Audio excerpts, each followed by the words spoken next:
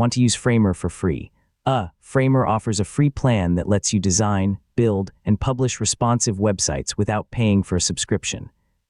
In this full guide, I'll show you how to use Framer for free in 2026, including what you can do with the free plan and how to get started. So let's get started. First, visit the official Framer website and create a free account using your email address or another supported sign-in option. Once you've signed in, you'll have access to Framer's free workspace. Next, click New Project to create a blank website or choose one of the available templates to speed up the design process. Templates are a great way to learn how Framer works.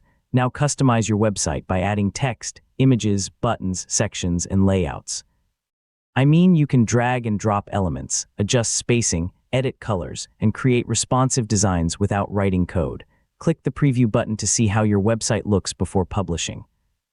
Previewing helps you check layouts, animations, and responsiveness across different screen sizes. When you're ready, click Publish to put your website online. The free plan lets you publish using a Framer-provided subdomain. If you want to use your own custom domain or unlock additional features, you'll need a paid plan. The free plan is great for learning Framer, creating personal projects, portfolios, and prototypes. However, some advanced features, such as custom domains, higher resource limits, or certain premium capabilities, may require a paid subscription. And that's how to use Framer for free in 2026.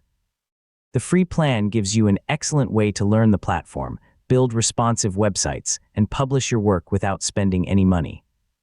As your projects grow, you can always upgrade if you need additional features. Thanks for watching, and I'll see you in the next tutorial.